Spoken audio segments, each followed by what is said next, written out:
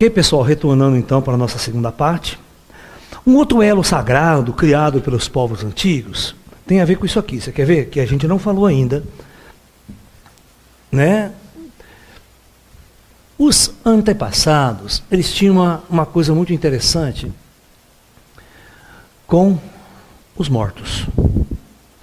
Então, vamos pensar os mortos. Então, muitas tribos indígenas, muitas tribos primitivas, criavam um local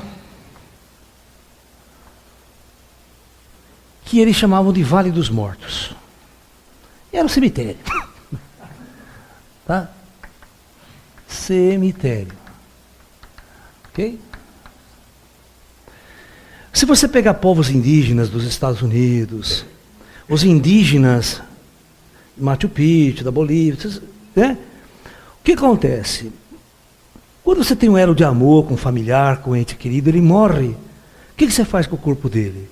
Você faz uma cerimônia, nós fazemos um enterro, cheio de flores, acendemos velas, rezamos, faz o cortejo, né? Aí você chega e enterra o cara, faz o túmulo, certo?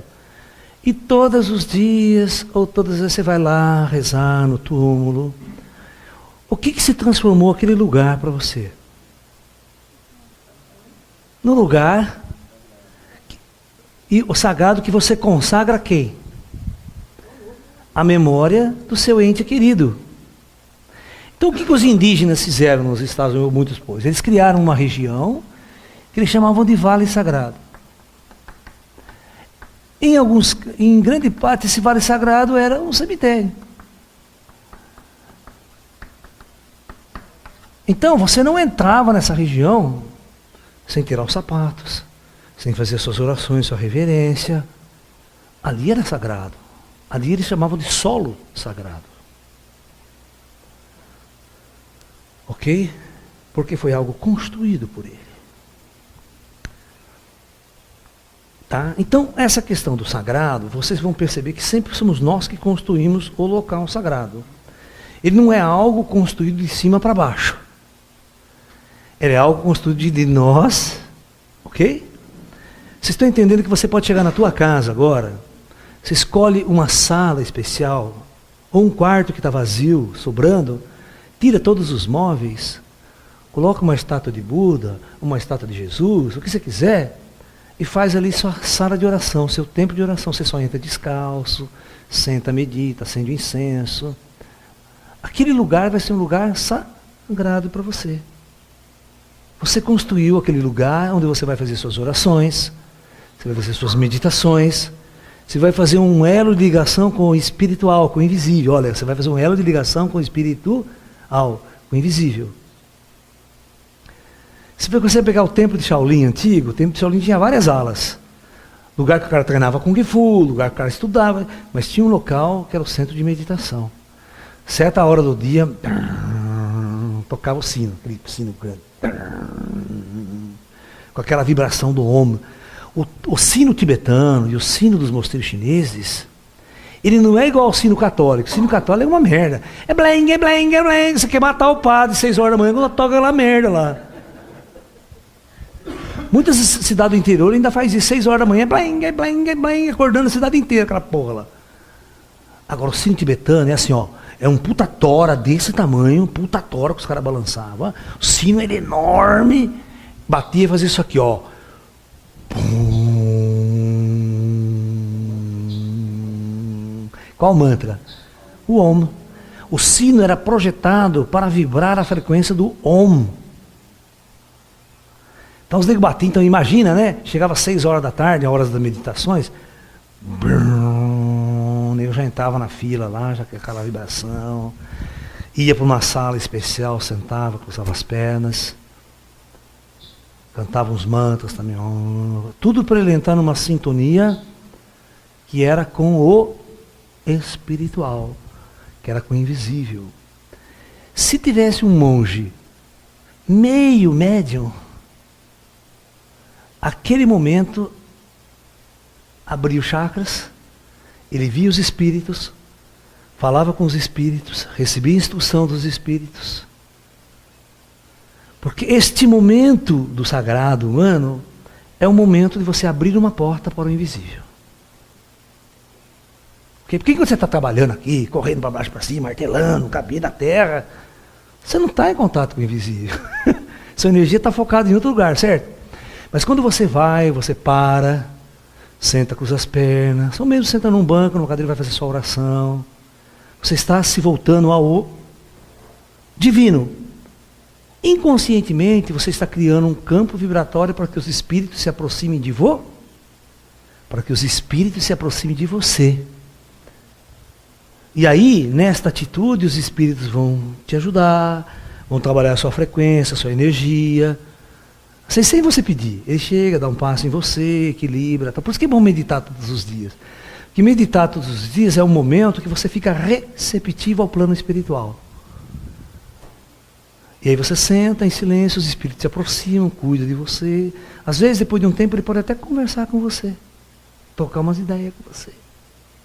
Dependendo da sua capacidade, da sua nuance espiritual, essa porta pode se abrir para você. Né? Comigo ela está aberta desde moleque. E muitos chegam para mim e falam, por que você montou seu acha aqui em São Tomé? Por que você não foi lá para a Bahia? Por que você não foi não sei para onde? Lá para Alto Paraíso e tal. Né? O que tem de diferente? Energia, aí tem energia diferente mesmo, tem esses pontos, esses chakras da Terra, esses pontos, é verdade. Então eu vou colocar uma coisa, eu sou astrofísico, certo? Uma das coisas que mais intrigou os cientistas até hoje na astrofísica é o seguinte, não tem explicação. Então vamos pegar o planeta Júpiter. Ok? Está lá o equador de Júpiter. Aqui em Júpiter tem uma bola laranja, que não desaparece nunca. Uma época deu uma diminuída, mas... E quando as sondas chegaram muito próximas, vamos ver o que é essa porcaria aí.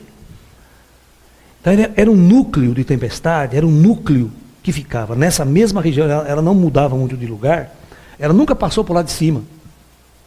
É como se fosse um vórtice aqui, de alta velocidade de tempestade que surge nas altas camadas de atmosfera, não sabe até que profundidade é que vai.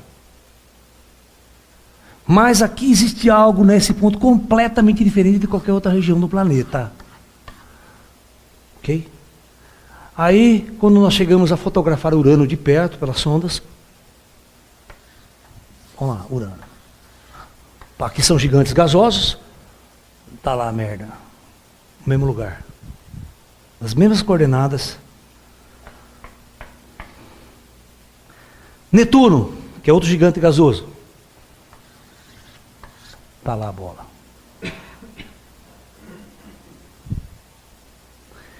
Eles começaram a ficar intrigados. Calma, não. Eles começaram a ficar intrigados. Não, na Terra não é São Tomé.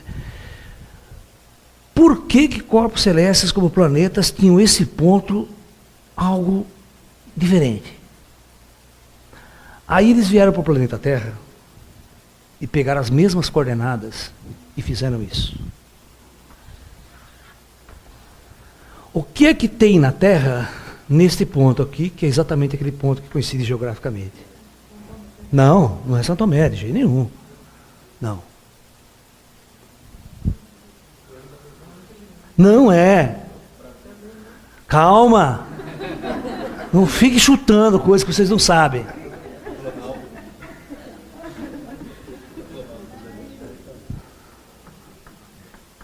Eu não sei se escreve assim. Kilauea. O vulcão Kilauea no Havaí. Que é o vulcão totalmente ativo 24 horas por dia. Havaí. É a região mais vulcânica que existe no planeta, que não para de soltar lava o tempo inteiro, o tempo inteiro, o tempo inteiro. Por quê? O que tem aqui nessa região que não tem em outras partes, nem tem Júpiter, nem tem em todo lugar, e as coordenadas são as mesmas? Entendeu? Então existe algo que a ciência desconhece até hoje, um vórtice de energia que faz parte de configuração planetária, que faz parte de certos centros de energia que o planeta emana, que não é vórtice de campo magnético, não tem a ver com eletromagnetismo, tem a ver com uma outra fluxo de energia que faz com que essas regiões tenham uma instabilidade estrutural e geofísica. Então, se isso é assim, por que não pode ter outros fluxos menores ao longo do planeta que causam uma perturbação energética e vibracional que não chega a ponto de criar fenômenos físicos, geológicos, mas que movimenta uma mudança vibracional muito grande quando você entra dentro dessa região. Nós somos afetados energética e psiquicamente quando adentramos esses ciclos, esses lugares, que não são considerados sagrados, porque ninguém sabe. Só se sentem diferentes, esquisitos, estranhos em certos lugares. Né? Ó, São Tomé das Letras tem duas coisas. Se você chegar na cidade, só tem bêbado, drogado, bicho grilo, o famoso hippie que não deu certo. Sabe que bicho grilo é o hippie que não deu certo. Que ele ainda continua na década de 60 e sem saber o que fazer da vida. Né? Então fica só comercializando artesanato, aquela coisa toda, não sabe para onde vai, para onde vem, o que eu estou fazendo aqui. Não tem uma proposta, uma estrutura maior, mas tudo bem. Aí, todo mundo que vai no nosso ashram, por exemplo, que vai, volta diferente. Demora uma semana para o cara se encaixar na cidade de novo, no ritmo da cidade. E principalmente quando ele entra no nosso ashram lá, que é considerado um local sagrado, entre aspas, porque nós criamos o sagrado lá. Nós criamos lá um foco, presta atenção, um foco, onde os ETs e os espíritos se manifestam com extrema facilidade, coisa que não fariam em São Paulo, qualquer outro lugar. Então ali, nós sentamos em círculos, 10 horas da noite, o grupo faz a meditação, e os espíritos se manifestam, e os meus amigos ETs também, e vai trabalhar com as pessoas. Vai mudar o chakra, mudar a sua energia, pega aparelhinho, mexe aqui, mexe ali. Uma puta força invisível operando junto com os mortos. Então você vai ver o mesmo morto, que é o espírito dos centros espíritas, vai trabalhar com as pessoas, mas você tem uma hierarquia extraterrestre de alta tecnologia, com equipamento sofisticado, trabalhando com as pessoas. Você passa um dia, 2 dias, 3 dias, 4 dias dentro dessa energia, desse campo vibratório de ação, de força superior, que você sai de lá, você sai assim, ó, pisando na lua. Você não é mais a mesma pessoa. Você sofreu uma influência de forças poderosíssimas que têm avançada tecnologia para fazer mudanças estruturais em você sem dar um contato para você. Eles podem manipular a tua mente e implantar aí um software. E larga aí. Você vai embora para casa. Passa 1 mês, 2 meses, aquele software começa a interagir com a sua própria mente. E começa a dar uma vontade de você procurar umas coisas diferentes, esotéricas. Esse software começa a fazer com que você... Puta, meu trabalho tá uma merda, né? Ai, você começa a questionar tudo. Aí você entra na internet, aparece lá. Aí melou sua vida, né? Porque eu sou o vírus na programação das pessoas. Porque eu começo a mostrar uma realidade superior, uma realidade espiritual, que o dia a dia das pessoas, elas não vivem isso. Então eu começo a retroceder a sua verdadeira natureza espiritual antes de você encarnar na Terra. Reencarnar na Terra. Onde eu estava? Estava numa sociedade astral, numa cidade astral, esperando minha descida nesta densidade. E o que eu faço com que todos os meus alunos façam? Eu faço você questionar a sua vida material, seus valores, para você voltar a descobrir a sua natureza espiritual. Quando você descobre a sua natureza espiritual, você começa a questionar o que você veio fazer aqui nesta encarnação. Qual a minha verdadeira missão? Não é? O que eu projetei antes de eu encarnar? cheguei no conselho kármico lá, preparando minha encarnação. Qual foi a minha programação? O que eu falei? O que eu vou fazer lá embaixo? Será que eu me esqueci dessa missão e passei a ser um operário aqui embaixo? Um androide? Um escravo de um sistema ideológico? Então eu começo a fazer as pessoas a questionarem. Mas o meu questionamento não é para o cara sair pegar em arma e fazer uma revolução contra o governo, contra tudo aí. A revolução que eu prego é uma revolução interna. É uma revolução para a evolução do homem por ser. Porque quando esse homem evolui espiritualmente, ele não mata, ele não rouba, não entra em conflitos, não entra em nenhuma guerra, ele se torna um cidadão da paz. A minha mensagem não cria revolução na sociedade. Não cria desordem social. Muito pelo contrário, leva a uma ordem interna. Porque o que causa o caos no mundo é a desordem interna do ser humano. A desordem interna do ser humano, essa frustração de não saber o que viver, o que eu faço, você acaba seguindo. Você acaba seguindo os líderes. E os líderes te levam você para o buraco. Muitas vezes. É seguir Hitler na Segunda Guerra Mundial, né? Levou você ao mundo a um puta buraco.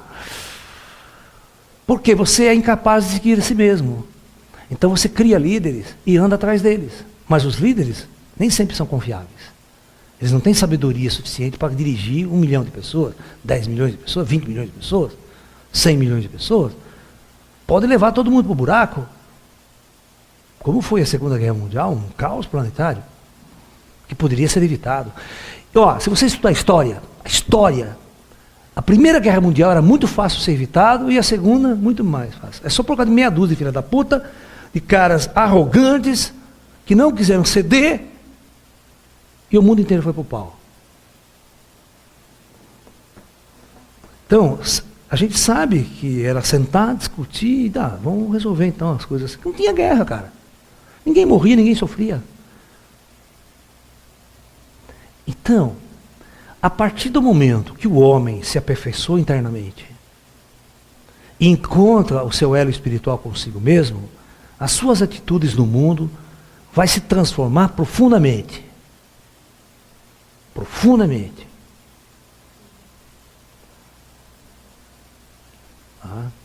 Então a minha mensagem, em todas as minhas palestras, elas têm o centro como um aperfeiçoamento do homem, uma evolução do homem. É um chamado a uma evolução espiritual. O que é a evolução espiritual para mim? O homem tomar consciência do seu próprio espírito, que ele vai morrer e não vai morrer. Que ele vai abandonar essa matéria, vai continuar existindo dentro de uma outra ordem, de uma outra regra, que é imposta pelas cidades astrais, pelos comandos planetários. E que lá na frente, se precisar, ele vai voltar a reencarnar de novo. Ok? Então, para nós lembrarmos de quem somos realmente neste planeta e o que viemos a esse mundo fazer. E que talvez nós não estamos fazendo. Ok? Então veja bem, isso que eu acabei de colocar para vocês é uma coisa muito séria. É uma coisa que existe, e certamente existem mais pontos no planeta, a não ser esse especial que eu apontei. Né? Analisando outros mundos, outros planetas, a gente percebe instabilidade nessas regiões, causadas por questões que a física ainda desconhece. Então, eu posso imaginar o seguinte: existe num planeta um ponto que é um centro de força muito poderoso. Mas isso nada impede que existam pequenos centros de força. Quando nós comparamos os seres humanos, através da medicina espiritual, nós temos os 7 chakras. Mas nós temos os pontos da acupuntura ao longo dos meridianos, que são considerados mini chakras, mini vórtices de energia, que quando pressionados e trabalhados, controlam o fluxo e o equilíbrio de energia ao longo dos meridianos. Isso é a medicina chinesa. Medicina chinesa: se esse fluxo está em desequilíbrio, você fica doente. Se esse fluxo está em equilíbrio, há saúde. Então a Terra, se a Terra entra num desequilíbrio vibracional, há terremotos, maremotos, tempestades, é um puta do agito. Se certos pontos de energia entram em desequilíbrio, presta atenção no que vai acontecer agora. Isso afeta psiquicamente o planeta.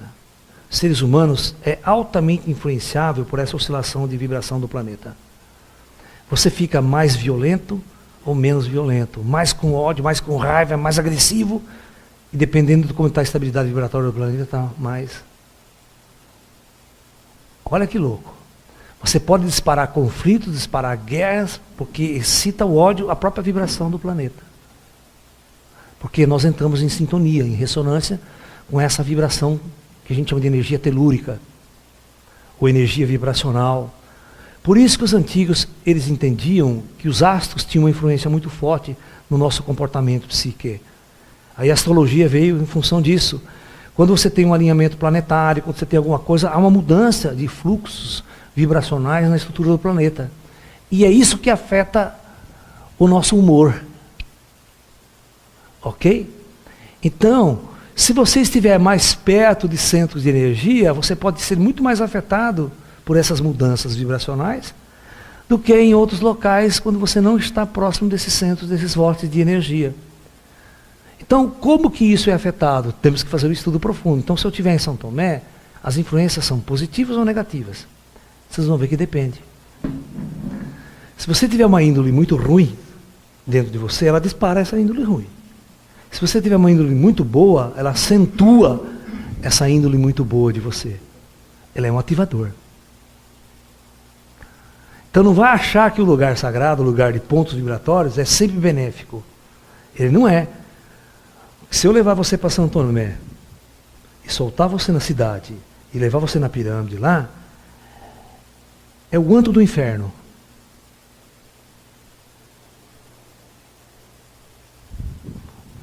É, não é verdade, Sol? O Sol já morou em São Tomé. Não é verdade? Subir na pirâmide lá, com todo mundo bêbado, drogado, louco. Aí tem um barzinho lá, com uma banda de rock ruim pra caramba, fazendo um puta ruído que não é música. Aquele puta barulho feio, porque as guitarras são ruins, o amplificador é ruim, é tudo ruim, sabe? Em São Tomé tem esse privilégio, tudo é ruim. Certo? É? E aí você cria uma vibração em torno disso, tocada pela música também, pelo estado que as pessoas estão ali. Por isso que eu falo, eu brinco quando nós vamos em São Tomé, é o seguinte, quando chega na estrada, antes de chegar em São Tomé tem uma bifurcação, que está lá a minha plaquinha, Caminho da Luz. Você vai para cá. Subindo, Caminho das Trevas. Você pode escolher para onde você vai. Né? Você chega lá na cidade, e se você quer ir para o Caminho das Trevas, você vai subir a pirâmide lá às 10 horas da noite. Você vai para a meditação do Lalá, na vigília ufológica, às 10 horas da noite. Então, esses pontos que nós chamamos de focos energéticos, eles acentuam os dois lados. Então, se você construir um grupo, como eu fiz, levei para São Tomé, e lá nós estamos focando uma vibração de luz, o que nós vamos atrair? Por isso que o meu local lá em São Tomé, e aqui também esse local, que é um local bem assombrado. Porque tem diferente, mal assombrado é uma coisa. Agora, bem assombrado é diferente. Então, a assombração que aparece aqui são monges chineses, mestres indianos, são um bando de greyzinho desse tamanho aqui, ó, de 90 centímetros, que invade aqui, anda, toca ideia, conversa, interfere na palestra, bate papo. Vem esses grandes 2,5 metros de altura, tal, pá. Pilota alta, se eles quiserem, eles materializam naves, materializam luzes. Nós estávamos fazendo uma vigília ano passado, no Réveillon ano passado, lá em Limeira, não no dia do Réveillon, um dia antes, acho que 2 dias antes, todo mundo meditando, 45, quase 70, não, tinha umas 60 pessoas.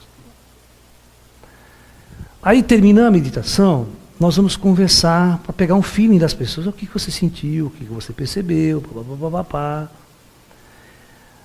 E aí não sei que assunto surgiu, e as pessoas perguntaram, né, por que eu montei aquele local ali. Aí eu simplesmente falei isso, ó, não, esse local aqui não é meu, esse local é dos meus irmãozinhos Grace. Quando eu falei isso, explodiu uma bola de luz em cima de nós, mas uma bola de luz fez assim, ó, um puta flash de luz, Todo mundo ficou assustado. Mas um puta de um susto, céu estrelado, você irmã em cima de nós, assim, que veio de um canto lá de uma árvore, em cima de nós. Como se fosse uma 100 máquina fotográfica tirando flash de uma vez só. Nossa, o povo ficou assustado. Sem saber o que fazer. Tem a menininha, uma nossa que sempre está lá na Ágil, quem vai para o Santo Tomé já viu ela e tal. 3 meses ela nunca mais voltou para a reunião. Ela meditava com a gente e tal. Mamãe morria de medo, porque a gente nem sabia de voltar. Agora que ela está voltando de novo a sentar com a gente. Mas foi forte, cara. Foi forte. É. Então esses meus irmãozinhos andam comigo aonde eu vou. E não tem onde eles não entram.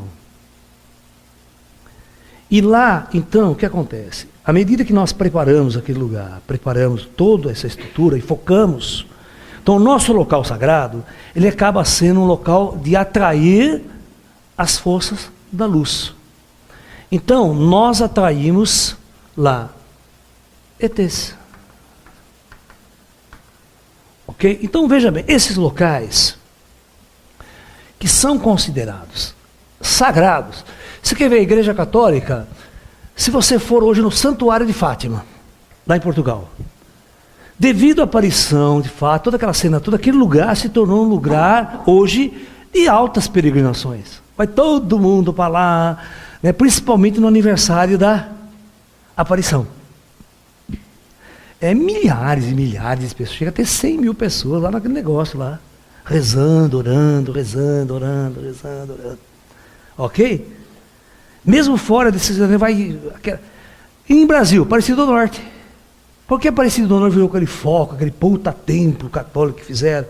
Porque ali teve a aparição daquela santa. Eles pegaram a santa no Rio, né? Aquela santa até se tornou a padroeira do Brasil, no sentido geral da coisa. Não é porque não tinha outra aparição mesmo, vai essa. Os católicos sempre dão um jeito, sabe, de pegar você pro pé. Pegamos uma santa de pedra aqui, um negócio aqui que alguém jogou, não sei quanto tempo no Rio aí. Passou a rede e saiu, oh, que beleza, Virgem Maria. Aí ali onde achou, aquela região, construíram uma igreja e virou um local de peregrinação. Peregrinação. Mas o que acontece então? Deixa eu focar outro aspecto. Quando você cria um foco, por exemplo, quando você vai para Aparecido do Norte, todo mundo rezando. 10 mil pessoas, 20 mil pessoas. A abadia, quanto cabe lá? 30 mil? Olha, você imagine 30 mil pessoas dentro de um templo rezando. Isso cria uma vibração, ok? E cria um campo que nós chamamos de aceleração das vibrações psíquicas positivas. Isso favorece que o plano espiritual se manifeste ali. Vai ajudar as pessoas. Eu sentar numa igreja dessa, vocês não têm noção. Eu jamais vou ficar rezando para Deus, porque eu não tenho nem tempo para rezar para Deus. Eu entro e começo a olhar um bando de espírito tentando também, mexendo com um, mexendo com o outro. E por incrível que pareça, meus amiguinhos greyzinhos invadem. Começa a mexer com todo mundo.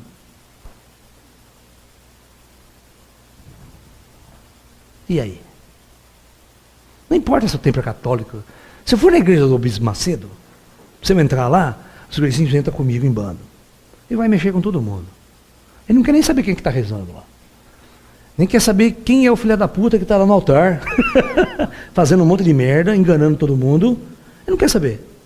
Porque ele vai focar em você, no seu sagrado. Você foi lá para pedir uma ajuda, para pedir um auxílio, para ajudar nas suas dificuldades.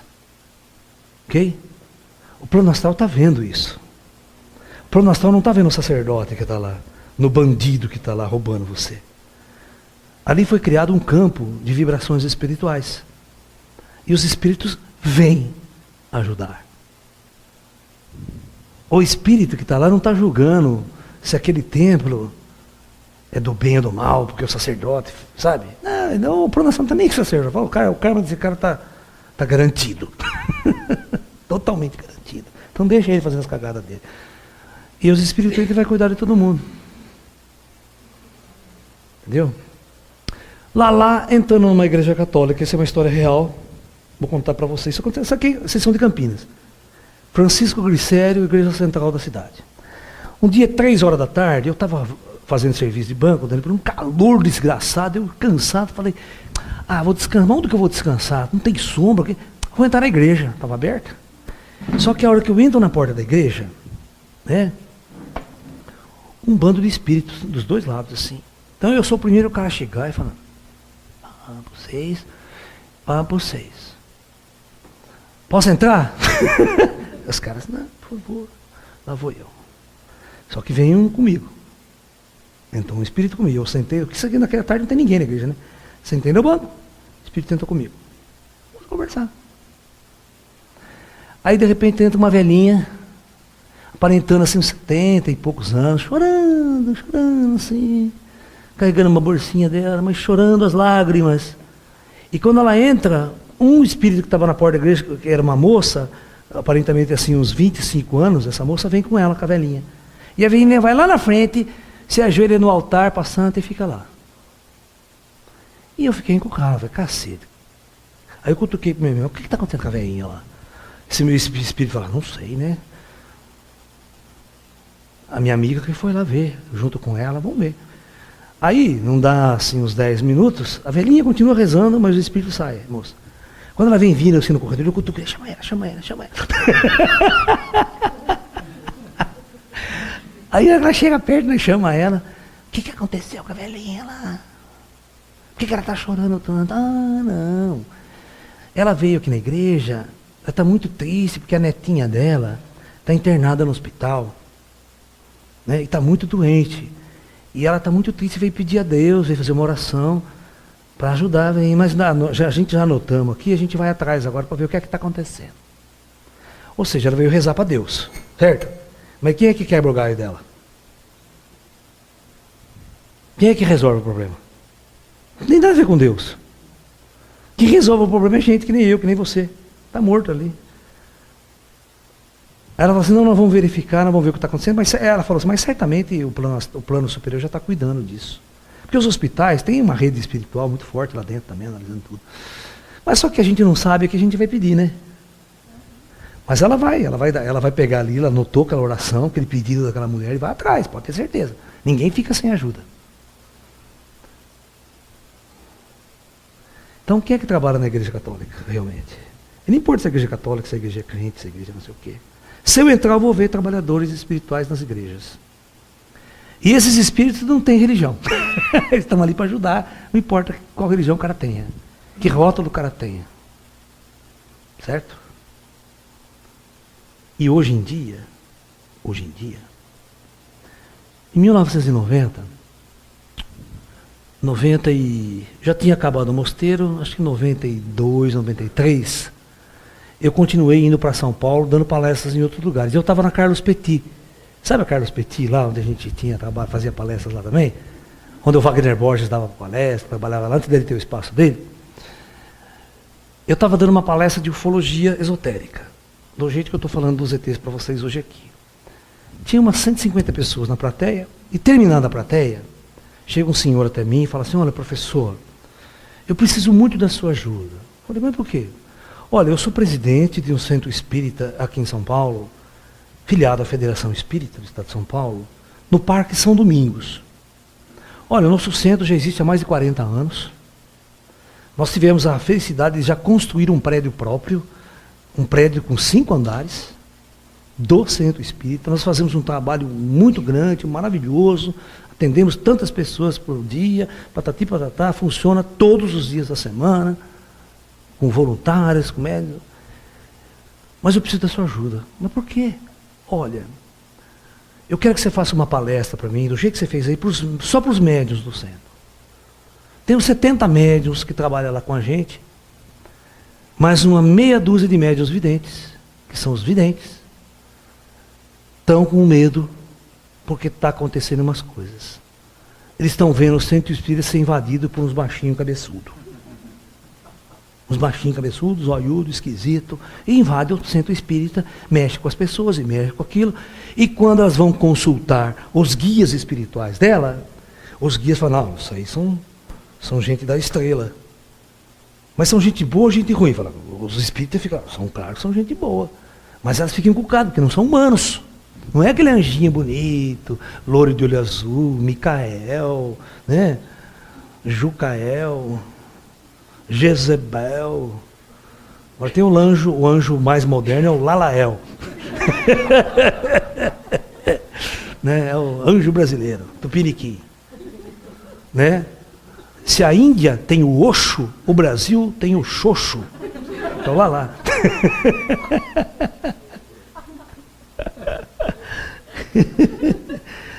Brasileiro sempre é, né? Não leva muito a sério isso. Só na brincadeira, só na alegria. Vocês vão ver que eu sou um palestrante de bom humor. O humor para mim é a coisa mais importante na espiritualidade. A espiritualidade para mim ela tem que ser alegre, tem que ser feliz, não pode ser pagar penitência, sofrer pra caralho. Ai, assim que os espíritos gostam, que Deus gosta. Nada, Deus gosta de você alegre, feliz, sorridente. A espiritualidade tem que ser o caminho da felicidade. Não o caminho da dor nem do sofrimento. Escuta o que eu estou falando. Os meus amigos dão risada, contam piada para mim, brinca. É uma diversão só. Por isso que eu sou bem-humorado, que nem eles. Aí vai eu lá no Centro Espírita dar palestra para os médiums. Vamos lá, né? Marcamos um dia, vamos lá.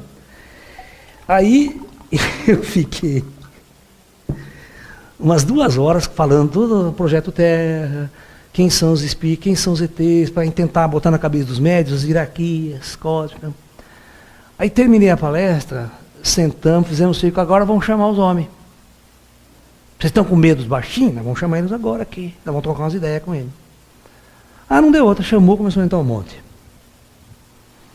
Os videntes, tudo, olha lá, tá ali, chegou do seu lado, tá sentado, fala, não precisa se assustar, não, que sou muito amigo do Lalá há muito tempo. Fica tranquilo, o que você quer perguntar pro baixinho? Então já começamos com os médicos. Ah, ele queria saber isso, por que eles estão aqui? Aí o baixinho, estamos respondendo porque agora nós recebemos uma autorização do plano superior de invadir mesmo. Quer vocês gostem ou não, vocês vão ter que aguentar a nossa presença. Porque nós vamos trazer a nossa tecnologia, a nossa ciência superior e vamos ajudar a humanidade Terra mais claramente.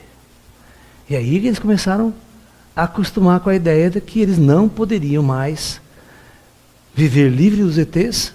O que eles teriam que ter é conhecimento. Conhecimento para aceitar aquela presença, conviver com ela e evoluir com ela. Até hoje os caras de vez em quando, então continua o ZT aqui. Agora não vou mais embora. Vocês acreditam que o Valdo Vieira passou a vida inteira dele sem saber essa história de ET? Não tinha a mínima noção. Nos últimos 4 anos, antes dele morrer agora, que ele começou a ver os Greys, dava pouco contato para ele, mas ele acabou descobrindo que eles são gente muito boa e evoluída e avançada, que estão a serviço da luz. Ele fez essa declaração. Chico Xavier, na vida inteira dele, nunca falou disso, diretamente. Porque não era a missão do Chico. Mas é a minha missão. Eu estou aqui para esclarecer para vocês quem são, na verdade, os ETs. Que estão aqui nos acompanhando há milênios. Os ETs não são alienígenas, eles estão aqui, eles são responsáveis pela construção do Projeto Terra. É que eles estão se mostrando agora para as pessoas de superfície, que estão nas trevas total. Então, a primeira arquétipo que nós temos de um ET é vindo de um outro planeta, da mesma forma que nós pegamos nossa nave e tentamos ir para a Lua, tentamos ir para Marte. Né?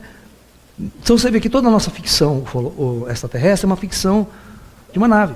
Você pega o Spock, vai para a nave, pega o Capitão Kirk, vai para a nave, contatar os caras que vinham. Mas todo mundo se matando no espaço, né? Transferiu a guerra daqui, vão guerrear com os gringos, vão matar os gringos, vão destruir. E ninguém discute nada sobre a vida após a morte. Ninguém discute nada sobre uma outra hierarquia evolucional que existe além da matéria. Fica obscuro nos filmes de ficção científica. Ok? Porque essa ficção científica é primitiva, é barata, tola. O universo não avança assim. Né? Então, por que os ETs aparecem em locais sagrados? Qual a relação? Então, eu acabei de falar para vocês. A pergunta é, por que os ETs invadiram o centro espírita? O que é o centro espírita? Não é uma casa de oração? Não é uma casa de invocação dos seres de luz para auxiliar a humanidade? Não é isso que é um centro espírita? De conexão com o plano espiritual? Só que os ETs fazem parte do plano espiritual. Então, mais cedo ou mais tarde, era inevitável essa intervenção. E, futuramente, vai haver um novo ciclo de intervenção, hein? Vocês vão ver a virada de consciência nesse planeta. A virada de paradigma. A hora que essas forças fizerem uma reunião lá em cima e decidir criar uma intervenção. Muito mais poderosa do que a de 1947. Que é os UFOs, os escoadores aparecendo. Agora, você imagine eu dando uma palestra aqui sobre ET. Imagine, só imagine. Bota na cabeça. Está numa outra regra, numa outra lei. Aí eu falo, moçada, meu amiguinho veio aqui, ele disse que ele vai trocar umas ideias com vocês. Aí ele faz assim, ó, materializa aqui. Aí ele fala para vocês. E eu fico só aqui olhando. Vai ser muito mais fácil para me convencer vocês que existe ET. E que ele está aqui. Uma vez nós fomos no Congresso Internacional de Brasília, ufológico, lá no Congresso, lá naquela centro de convenções de Brasília, lá naquele eixo lá, né? Veio dos Estados Unidos o James Hurtak, um físico, rabino judeu, responsável, consultor do Spielberg para fazer o filme Contatos Imediatos do Terceiro Grau, responsável por colocar no filme aquele mantra. Pam, pam, pam, pam, pam. Todos vocês assistiram o filme, sabe, né? Então, ele era um ufólogo de nível internacional, com essa visão mais esotérica da ufologia, até certo ponto esotérico, mas calma. Então, lá veio James Hurtak no Congresso. Então, ele chegou para o General Shou e fez uma proposta. O General Shou estava vivo, que comandava esse Congresso. Falou, general, é o seguinte, ó, você convida todos os conferencistas, pode levar as esposas dos conferencistas, acompanhando os conferencistas, que eu quero levar todo esse povo a fazer uma vigília ufológica numa fazenda, arruma um lugar aí no meio do deserto, aí que nós vamos lá. Ok? Esse congresso, ele começou sexta-feira à noite, foi a abertura, uma semana inteira de congresso, foi acabando no domingo da outra semana, manhã, tarde e noite, com conferência. Uma loucura. Isso em 82. Vivi, você lembra? Cadê a Vivi? Pergunta para ela a época certa, ela que lembra mais do que eu. Que foi o Capitão Barbosa junto comigo. Tinha um sensitivo. E nessa época, o CT já nos acompanhava. Já nos acompanhava. O tempo todo. Bom, vamos então. Chegou no sábado à noite. Estava marcada a vigília. Juntou os carros no local lá. Todo mundo para a fazenda. Viajamos uma meia hora, chegou lá, um descampado gostoso, um pasto mesmo, né? Deixamos o carro lá na sede da fazenda, fomos para o pasto. 1 hora de preparação, né? Canta manta, e faz exercício, e faz o quê, e canta manta, e canta manta. Terminado essa 1 hora de exercício, presta bem atenção. O James Hurtak fala assim, agora vocês peguem suas câmeras, seus binóculos, máquina fotográfica, que qualquer coisa pode aparecer. Que nós invocamos o ZT. Invocamos o ZT. Alright? E todo mundo olhando para o céu estrelado, limpo, sem uma nuvem. Que lá em Brasília não chove, né? Chega a época do ano que não chove. O céu bonito, todo mundo olhando, o cara fotografando binóculo e tal. Cara, na hora que já estava cantando mantra, o bando de amiguinho meu chegou. Os Greyzinhos. Tudo ali com a gente em volta, no meio da turma e tal. Conversava comigo, tinha um outro sensitivo vidente que via os ETs também, conversava com eles e tal. Aí, de repente, nessa hora, que está todo mundo olhando para o céu, eu peguei uma cena, que o meu amigo vidente também, o meu amigo vidente que me cutucou ainda, e eu, meu amigo, ria, mas nós ríamos, porque nós vimos exatamente essa cena, presta atenção. Enquanto todo mundo pegou o menor, estava olhando para cima, eu olhei os baixinhos, estava tudo assim, ó.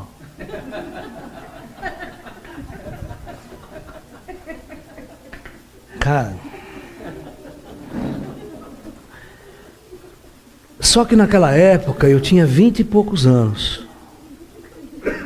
Eu era um moleque. Ok? Diante de todos aqueles monstros da ufologia, general, babapá, certo? James, que estava o J. Allen Hynek. Nessa vigília. Foi o Hynek com nós também. Sabe quem que é o Hynek, né? O Hynek é um astrofísico que foi consultor da Força Aérea Americana no projeto Blue Book. O famoso projeto de análise dos discos voadores pela Força Aérea Americana. Cara, chega uma hora, o ETzinho chega perto de mim, como se ele puxasse a minha carta assim. Eu olhei para ele e falou assim para mim: Aécio, fala para eles que nós não estamos lá em cima, que nós estamos entre vós. Eu olhei para ele assim: vou falar não. Você tá vendo que eu vou falar? Você tá, quem sou eu? Se eu abrir a boca aqui, os negros me torcida. Só tinha o fólogo materialista ali. Você imagina a minha situação. Eu falei assim: se virem vocês aí, mostra vocês para ele. Faz um fenômeno, né? Agita um careco da viola, né? Ele dava risada, ele olhava assim para mim, fazia careta, brincava comigo, porque eu falei: eu não vou falar não. É engraçado que depois disso nós viemos para ali e voltamos, e nós tínhamos um grupinho de ufologia. Aí nós fizemos uma camiseta, colocamos 2 ETzinhos aqui e com a frase: nós estamos entre vós. Essa da camiseta que eu estampava depois do nosso estampar. Você tem até hoje a camiseta, não tem? Você tem, Marisete? Você tem? Olha lá, o Bier também tem. Você vê que louco, uma coisa da década de 80. Porque era a nossa experiência dentro da ufologia. Então, o que eu estou querendo dizer para vocês? Quando você cria um campo sagrado, você criou, nós fomos lá, cantamos mantas, criamos uma vibração, criamos um núcleo espiritual. E esse núcleo espiritual estava focado para atrair e atraiu mesmo, cara. Só que não atraiu do jeito que você gostaria, né? Aquela puta nave dando rasante, o escoador tira uma foto. Né? Agora a moda é selfie com ET. Né? O ET chega aqui, abraça, vamos fazer uma selfie, vamos fazer uma selfie. Em breve você verá selfie com ET. Lá e os ET, assim. Vai no Facebook. Então eu quero que vocês entendam que o ET, ele entra em qualquer lugar. Ele vai aonde ele quer. Entra em hospital, entra em centro espírita. Aonde eu vou dar palestra, eles vêm junto comigo. Então, a presença dos 16 nos locais sagrados é inevitável quando você foca essa energia voltada a eles. E eles sabem que quando você vai para um local sagrado desse, ou um local onde as radiações de energia, elas ativam a sua sensibilidade psíquica. O que acontece, o que eu falei para você, quando você vai para um local desse, onde as radiações telúricas faz parte de um centro de forte de energia do planeta, ela ativa seus centros psíquicos. Isso favorece a sua sensibilidade, você percebe as coisas mais sutis. Você percebe um vulto passar, alguém mexendo na tua cabeça, você pode até ver com mais clareza um ser, um espírito. Porque aquele local favoreceu. Então veja bem, é óbvio que quando nós vamos para um local desse, esse local ele tem um potencial maior de aparecer disco voador. Das pessoas verem, porque elas... Olha, cara, 100%, presta atenção, quase que 100% das pessoas que vão para São Tomé das Letras vão querendo ver disco voador. Você está entendendo? Embora chega lá, enche a cara, bebe, vai estar todo mundo. Pô, meu, será que tem mesmo? Será que vai aparecer essa porra? Eu lembro que antes de eu ter meu espaço em São Tomé, acho que era década de 80 ainda, que eu ia muito para São Tomé, eu cheguei lá e falei assim: poxa, ninguém usa essa energia da cidade para fazer um trabalho na ufologia. De ninguém. Sabe o que eu fiz? Eu cheguei para pousar onde eu estava, eles tinham um salão grande lá, cabia acho que umas 60 pessoas. Falei assim, Tata, vamos fazer uma palestra de ufologia para a cidade? Amanhã, tá hora? Vamos embora, você está livre aqui, usa a hora que você quiser. Pegamos cartazes à mão. Folha de computador, não é aquela folha de computador contínuo que tinha antigamente, que hoje não tem mais. Né? Pegamos aquela usada, fazíamos os cartazes com a caneta, pincel atômico e pregamos nos postes da cidade. Cara, você não tem noção. Sabe quantas pessoas apareceram para assistir a palestra? Mais de 300 pessoas. Não tinham de pôr. Sabe o que nós tivemos que fazer? Transferir a palestra para a praça. Né? Sabe a igreja velha de São Tomé? Aquela de pedra? Pegamos um microfone, caixa de som, esticamos o fio para a rua, ficamos na frente da igreja do padre, e todo mundo sentado no chão, assim, 300 pessoas, tudo bicho grilo, horrível, garrafa de pinga na mão, assistindo lá falar de ET. O que significa isso? Todo mundo vai atrás dessa ufologia, mas chega lá não tem nada. Não tem nada que eu vou fazer. Vou encher a cara, o bebê, vou lá papinando. Mas se tem alguém que foca, se tem alguém que cria o foco, um líder, todo mundo converge, assiste e volta para casa encucado. Porra, que coisa, não, pô. Começa a pensar, começa a questionar. E nós fizemos muito, toda vez que eu ia para São Tomé, nós armava uma palestra de ufologia. Aberta a todo mundo. Aí lá, focava a cidade. Hoje tem um centro de convenções, a prefeitura fez um centro, um salãozão grande, que tem shows, tem tudo. E uma vez por ano, já tem uma data, que São Tomé faz um congresso de ufologia. Né, pega muitos ufólogos, vai lá, abre, discute o tema e tal. Já está no calendário da prefeitura. Mas isso devia ter todo feriado prolongado. Cara, eu estou lá, eu faço. Quem me conhece vai assistir minhas palestras lá embaixo. Você está entendendo? E quando eu estou lá, o povo que vai assistir palestra não come nada. Pode descer, pode entrar, pode assistir aí. Entendeu? Então sempre está lotado, tem muita gente. Mas o meu papel é fazer esse foco centrado. Então quando você usa locais de alta vibração, e ali você cria um local sagrado, porque o meu ashram lá em São Tomé é assim. Aqui também tem uma coisa parecida. A hora que você entra naquele portão ali, lá em São Tomé nós temos um portão de entrada. Você entra, mas o teu encosto não entra. Entendendo? O seu espírito perturbador, que às vezes está perturbando você, ele não entra. Ele fica na porta. E fica na porta e os negros pegam ele para os colarinhos e levam onde ele tem que ir. Porque ficam guardiões ali, espirituais, por causa da proposta de nosso trabalho, em relação ao plano espiritual. Ao atravessar o portal, o seu encosto fica. E se você não tiver uma sintonia com nós, for lá para encher o saco, você não fica um dia lá. Você começa a passar tão mal, você começa a vomitar, você começa a ficar ruim, você vai voltar para casa no dia seguinte. Os negros não deixam você ficar lá.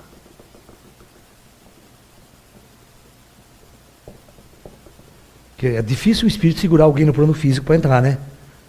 Porque ele não pode interferir esse livre-arbítrio, mas que você passa mal lá, passa. Porque a vibração não tem nada a ver com você. E os espíritos começam a provocar você para você ir embora. Vai embora daqui, você não tem nada a ver com o que você veio fazer aqui. Você vai encher o saco, você vai atrapalhar. Você veio com essa intenção de atrapalhar, se ferrou.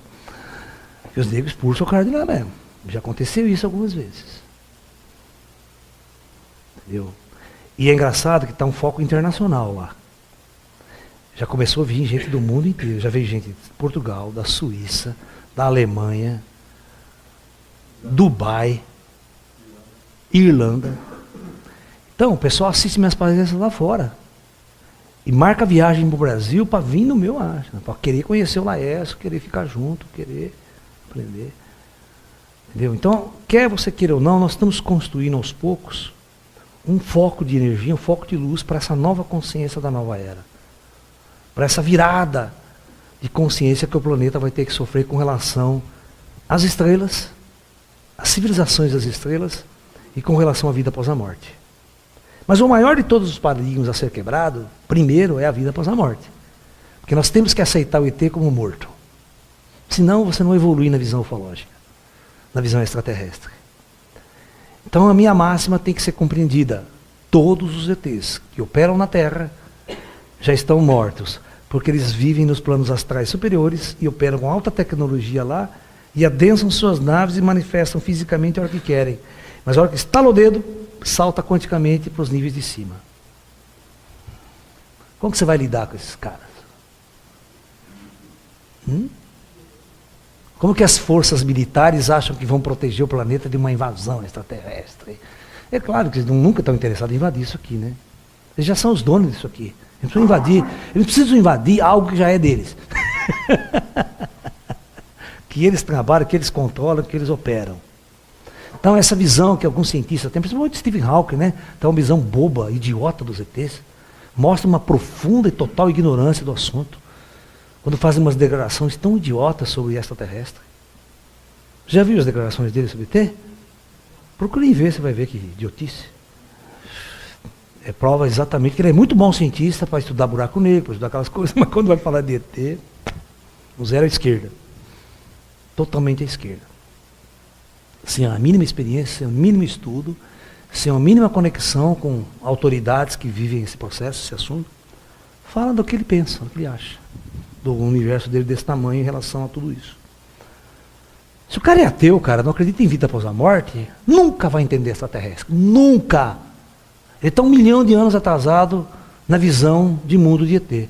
Aí vai procurar disco voador, procurar casa, caiu o disco voador aqui, né? A ufologia brasileira está atrasada há 50 anos. Eles estão parados em Roswell ainda até hoje. Estão parados no ET de Varginha até hoje, sem resolver o problema. Ufologia não é isso.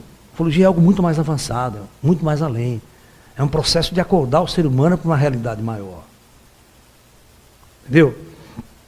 Então, é claro que se você vai para Machu Picchu, vai um grupinho, vamos fazer uma meditação, vamos usar vibração, é claro que pode aparecer disco voador, pode aparecer ET. Eles aparecem mesmo. Onde está o espiritual, o plano está lá. E se você focar uma evocação dirigida aos ETs, eles vão aparecer, eles vão estar lá. É criar o foco. E quando você cria um lugar sagrado, você cria o foco. Aí você vai perguntar, Laércio, você já viu ET dentro de igreja católica? Claro que eu já. Óbvio. Deixa o padre saber disso. O padre tem um colapso. Porque essa estrutura não está preparada para encarar essa relação. A igreja católica criou um bloqueio total de uma relação do vivo e os mortos. Quando ela criou esse bloqueio da relação entre os vivos e os mortos, impedindo que essa relação aconteça, ela vai impedir a conexão com a verdade. Aí você domina. Porque você é o único intermediário entre Deus e, né, e céu na terra. Por isso o grande combate da igreja católica com o espiritismo. Porque o espiritismo, o que ele fazia? O que o Chico Xavier fazia? Chico Xavier sentava na casa dele, reunia meia dúzia de pessoas e fazia o contato aonde? Direto com a fonte, sem precisar da igreja, sem precisar do padre, sem precisar do sacerdote. Isso para a igreja era uma perda total de controle e de poder. E aí o combate em massa com essa nova vertente da espiritualidade. Você está me entendendo? Porque é uma ameaça à ideologia. A igreja crente não é ameaça para o Papa, para o Vaticano. Ela não tem ideologia nenhuma, né? Ela é a mesma. É a mesma Bíblia, a mesma discussão, não tem nada diferente. Então não é uma ameaça direta à estrutura, mas ao espiritismo é. Porque ele faz tudo que a igreja proibiu, falar com os mortos. E falar com os mortos é um problema, né? Porque a verdade vai surgir. E uma das maiores verdades que a igreja nunca quis aceitar é a reencarnação. E aí, com o avanço dessa comunicação espiritual, a gente vai dar de cara com os ETs também, mais cedo ou mais tarde. Por isso que eu estou falando que vocês estão invadindo o centro espírita, estão invadindo o centro de Umbanda, blá, blá, blá, né? Por que eu estou falando? Vocês lembram daquele movimento que tem no Rio de Janeiro? Você foi do Rio, é muito antigo esse movimento. A cultura racional. Os caras tudo de branco, o Tim Maia fazia parte e tal. Funciona, Campinas tem grupo, você vai na praça de domingo, lá tem os caras de branco, aqueles cartazes colocados lá, tal, de um universo em desencanto, que vem dos livrinhos, cultura racional. Né? Então, esse movimento surge lá para a década de 80, no Rio de Janeiro. Não sei se é 80, até 70, até antes, não me lembro. Ou seja, era um médio de Umbanda, o cara era um médio de Umbanda, médio umbandista, que de repente, não se sabe carga d'água, tem um ZT começa a conversar com ele. E começa a responder milhões de perguntas para ele. Ele pega aquilo, interpreta do jeito dele e começa a escrever um livro. Cultura Racional, Universo em Desencanto. Ele deve ter uns 4 livros só publicados, eu acho que não passa disso. Ali está um manual, um dos primeiros livros está escrito assim: fácil maneira de entrar em contato com seres extraterrestres. E com disco voador. Segue meu livro aqui que você vai entrar em contato. E o livro vai ensinar. Né? Você faz isso, faz tal exercício, faz tal prática, tal, você vai entrar em contato com o ET. Da Umbanda. Então significa o quê? Que de uma forma ou de outra os ETs pegaram tudo que até médico, não importa onde está, e começou a dar contato para os caras. Começou a criar, né? E alguns médios contatados, o que esses caras fizeram? Criaram núcleos esotéricos. Então, você vai lá em Figueira, Trigueirinho. O que é o Trigueirinho? Puta movimento esotérico. Hoje que ele tem essa história das aparições marianas, então a coisa ficou um negócio de peregrinação também. Né? O Ivo conhece muito lá, já foi muitas vezes lá, né, Ivo? Lá no Trigueirinho. Então, criou-se um solo sagrado também, né? Porque ele chama aquilo de mosteiro. E todo mosteiro é um local sagrado, um local de orações, um local de meditações. E é um local onde você invoca um contato com forças superiores. Entendeu? Até hoje em dia, olha que louco, presta atenção. O trabalho do Trigueirinho virou de um jeito muito complexo, que diz que agora está lá aparecendo a Virgem Maria. Aparições marianas. Certo? Um cara que trabalhava especificamente com intraterrenos e ufologia, IET, no seu discurso, que ele vem de uma variação da teosofia. Antigamente ele era da teosofia, o trabalho dele era em cima da teosofia. Depois ele criou o núcleo próprio dele, falando de ET, de intraterrestre, coisa que a teosofia nunca falou. Entendeu? Nunca abriu essa porta. E ele começou a trabalhar. Aí ele teve uma convergência muito grande de pessoas para o trabalho dele. Aí ele começou em Nazaré Paulista aqui, num grupo. Aí deu uma dissidência, ele foi para a Arma da Cachoeira. Ele ganhou uma fazenda de doação, né, na época, e ele montou o núcleo esotérico dele lá. Tá? Então criou-se como se fosse um mosteiro e começou a trabalhar. E ele dava muitas palestras, toda semana ele dava uma palestra, tal, Mas ultimamente, nos últimos anos, houve uma mudança muito grande, porque entrou um outro grupo participar, um médium argentino, uma mulher e tal, que de repente começou a ver a Virgem Maria. E como quando eles começaram a divulgar isso, esse contato, né, espiritual, com uma divindade dessa, aí é uma peregrinação de católico, né? Aí começou a encher aquilo lá de toda essa reza que apareceu. Então tem muitas pessoas que não entendem muito isso daí, tá? Mas de todos os lados, de todas as maneiras, o plano espiritual está intervindo. Preparando um novo salto quântico na consciência da humanidade. Esse salto quântico, ele vem homeopaticamente, ele vem, na verdade, assim, ó. O salto quântico, ele funciona desse jeito. Presta atenção que eu vou falar para vocês. Até na física. Nós sabemos que tem um nível quântico de energia e outro nível quântico de energia. Aqui eu chamo de um nível E1 e aqui o nível E2. Eu tenho um elétron aqui. Para esse elétron sair desse nível quântico e subir até esse nível quântico, ele precisa ganhar uma energia, um ΔE, exatamente igual a E2 menos E1. Isso aqui é um valor, certo? Okay? Vamos supor que esse ΔE é 10. Tá? Vamos chutar, 10.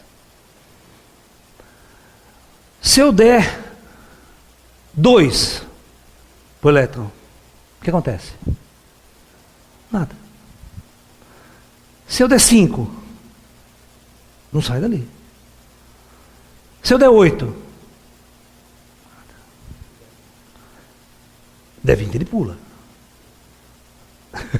Ou 2 vezes, ou depende. Da próxima barreira você não sabe qual que é. Essa barreira pode ter 15. Aí ele não pula de jeito nenhum. Ele só pula até aqui. Ele não consegue ir para cima. Então ele só vai saltar se eu der 10. Se eu der mais, ele só pega 10 e aqueles 2 ele não liga. Certo? Ele não absorve aqueles 2.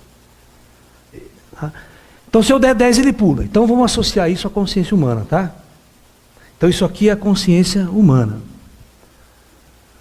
Eu vou mostrar para vocês o que é a preparação do ser humano para o salto quântico.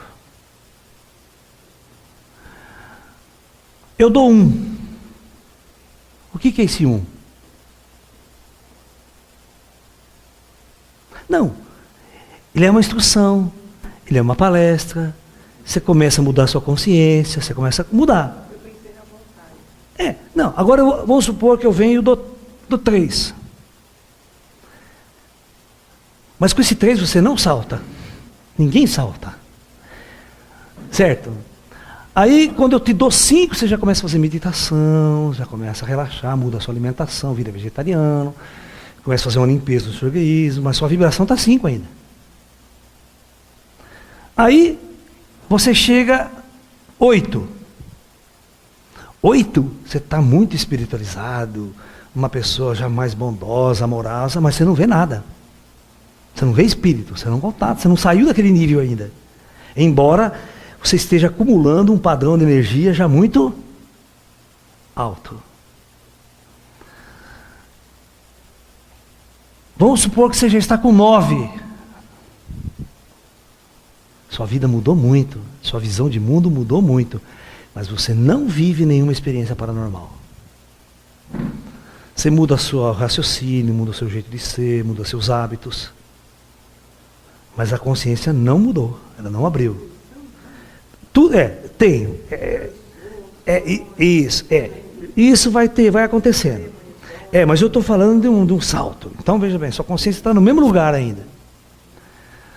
Se tiver 9,9, não salta.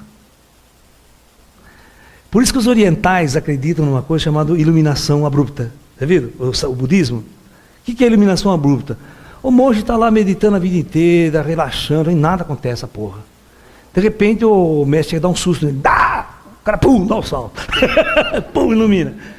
Chama iluminação abrupta, sabe? Ou dá uma bastãozada na orelha, ou dá um chacoalhão no cara, dá um susto. Alguma coisa para dar aquele pouco que falta. Então, vocês têm que entender o seguinte, quando vocês estão no caminho espiritual, vocês investem muito, muito, muito, muito, e vocês percebem que nada acontece. Você não pode desistir, porque você está acumulando, você só vai ter uma grande mudança na consciência quando você dá o salto. Então, a hora que você passa 1 ano, 2 anos, 3 anos, 5 anos, 10 anos treinando, fazendo mudança, estudando, lendo, vendo todos os vídeos lá, aquela coisa toda. Aí vai chegar um momento, cara, que às vezes você está com 9, não sarta. Aí meu amiguinho ET chega assim, um puta dó desse corno, fala, coitado, né? Deixa eu dar um jeito nessa porra aí, vai saltar na marra e mete o pé na sua bunda, pá! Você pum, pula, abre tudo de uma hora para outra. O meu amiguinho, ele tem um bastãozinho que ele leva na cintura, que é uma ferramenta. Ele fala assim para mim, outro dia ele levantou, faz tempo que ele levantou a ferramentinha, falou, tá vendo isso aqui, Laércio? Eu falei, sim. Posso usar isso aqui para abrir qualquer terceira visão em segundos. É uma ferramenta, eu só pego aqui, rosquei o negócio ali, tiro, acabou. Você vai ver tudo de uma hora para outra. Para nós isso é uma coisa tão simples. Aí eu perguntei para ele, mas por que vocês não fazem isso? Porque não pode. Mas nós podemos. Nós sabemos como. Então, a hora que nós tivermos uma autorização maior, nós podemos executar esse tipo de operação em muita gente. Você imagine as pessoas começarem a abrir de uma hora para outra. Você vai dormir hoje. Mas é claro que você está com 8, certo? Não é qualquer um que vai abrir. É aquele que investiu na jornada. Você vai dormir.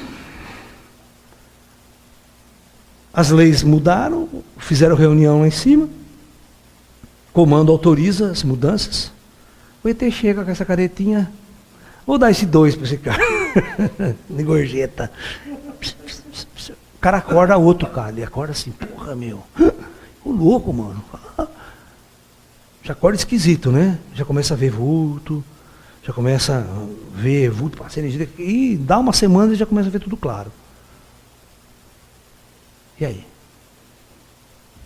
Essa é a verdadeira intervenção extraterrestre que vocês vão ver. E não descer nave aí, impondo externamente. Ou seja, confrontando religião, confrontando exército, confrontando força aérea. Eles são muito mais inteligentes do que fazer uma intervenção à base do confronto. Eles atuam de dentro para fora.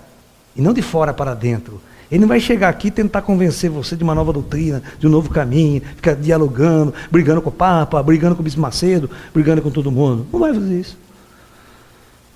Eles são muito mais avançados do que vocês possam imaginar para transformar a civilização do planeta Terra de um jeito completamente inimaginável por vocês. Espere, cara. Espere. Em breve esse planeta não vai ser mais o mesmo. Nós vamos ter 2 eras. Antes do espírito e depois do espírito. Hoje vocês têm uma divisão que é antes do computador e depois do computador, né? A era da informática e antes que não tem informática. Você tem celular, tem tudo por causa da informática, por causa da digitalização dos circuitos eletrônicos. Mas lá na frente não vai ser o computador que vai fazer a grande revolução. Só está aqui.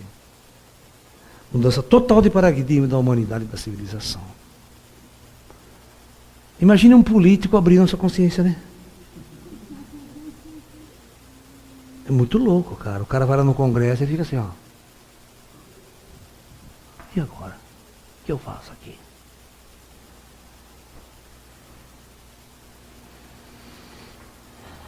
Então, esta é uma mudança que está programada para esse planeta. Quando ela virar? Na hora certa. Mas ela vai virar, ela vai vir. Os ETs vão chegar. Mas a grande frustração de todo mundo é que eles não vêm de outro planeta. Porque o arquétipo da civilização é que o ET vem de um planeta. Sempre estiveram aqui.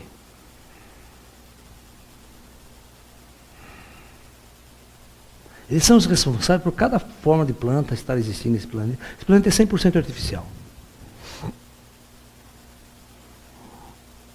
Entendeu? Então, realmente, o nosso mundo é controlado pelo comando Astar, que é um comando extraterrestre.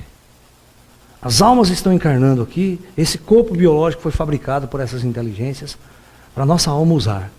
Ele é tão avançado, mas tão avançado, mas tão avançado, que nenhum ser humano encarnado tem a mínima noção como é que ele funciona. Não tem. Pega qualquer médico, qualquer cientista, você sabe como é que funciona isso aqui. Perfeito? Então, eu quero que vocês compreendam, para resumir a palestra. Eu considero todos os lugares que eu caminho como sagrado. O sagrado é o universo para mim, inteiro. Eu não ajo diferente quando eu piso dentro de uma igreja, depois que eu saio fora da igreja. Sabe por quê? Porque eu carrego o sagrado dentro de mim. Então, onde eu for, o sagrado irá comigo. Se eu for no puteiro, o sagrado vai comigo. Se eu for numa balada, o sagrado vai comigo. Se eu vou num show de rock, o sagrado está comigo.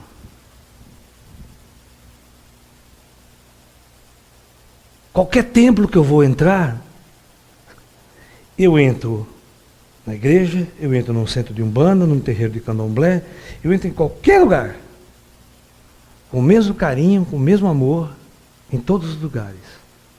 Porque o sagrado está dentro de mim. Eu vou contar uma história para vocês rapidinha da minha primeira visita na igreja do Senhor do Bonfim, na Bahia. Tá? Fui lá participar de um congresso sobre física quântica, sobre curas quânticas, lá na Bahia, convidado por um grupo. Aí, um dia desse congresso, eu não tinha nada, eu já tinha dado minhas conferências, meu curso, e no domingo, um casal me convidou para fazer um tour na Bahia. Eu falei, puta, que legal, não conheço a Bahia, né? Que oportunidade de conhecer toda ali, Salvador, toda aquela coisa ali, né?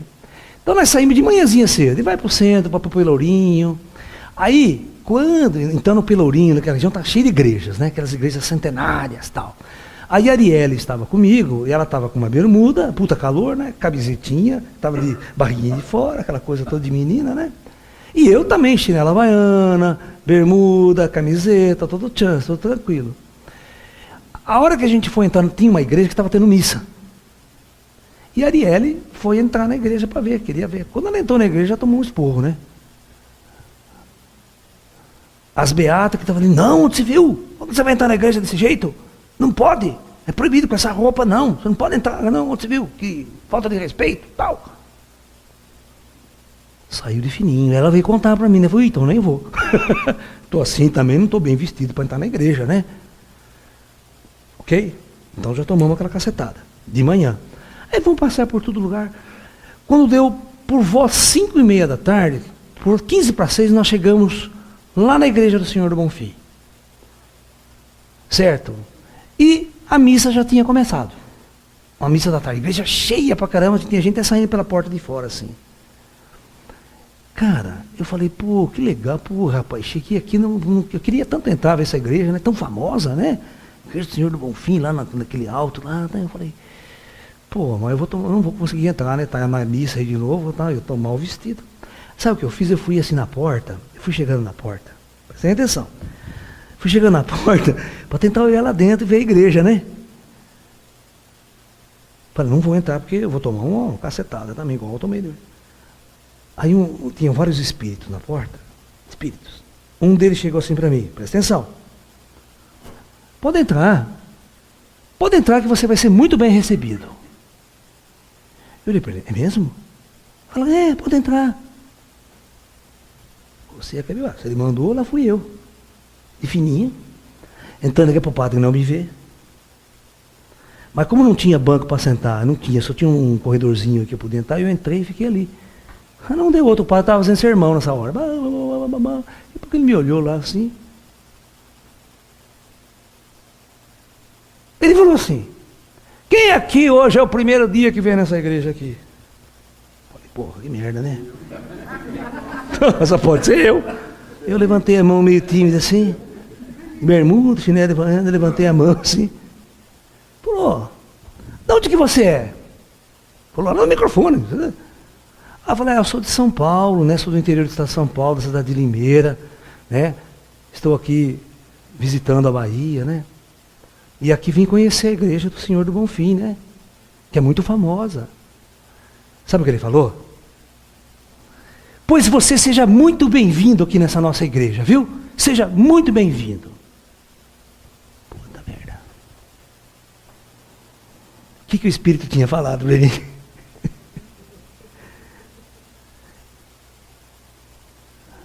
Cara, no microfone, todo mundo lá fora escutando. E a coisa era comigo. Mas se o Espírito não fala para eu entrar, eu não ia entrar. Porque o Espírito já sabia que o padre era dos bons. Que o padre não estava muito preocupado com a roupa que você estava vestindo. Era outro padre. Não era aquela igreja do centro.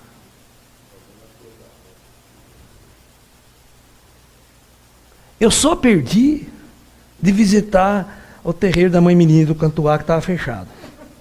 Senão seria um barato. Lá ia baixar o santo. É sério, cara. É mó barato. Porque eu sou um médium, cara. Se eu autorizar, entra qualquer coisa.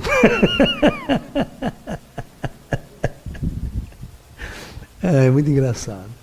Então, Eu já vivi experiências muito interessantes, não só ligadas à ufologia, mas ligadas aos mestres orientais, essa coisa do espiritual, tudo isso que eu estou contando, essa história da minha experiência de vida como médium, como sensitivo. E como cientista, como físico, eu procurei sempre entender o universo de um jeito, a astrofísica também de um jeito, tentar entender as cidades astrais, o plano espiritual, o espírito, que é real, ele não é fantasmagórico, então ele é de matéria, ele é feito de uma matéria desconhecida ainda pela ciência. Então eu estou tentando construir uma linguagem para fazer uma ponte entre a ciência e a espiritualidade. Ok? Então, namastê, muita paz.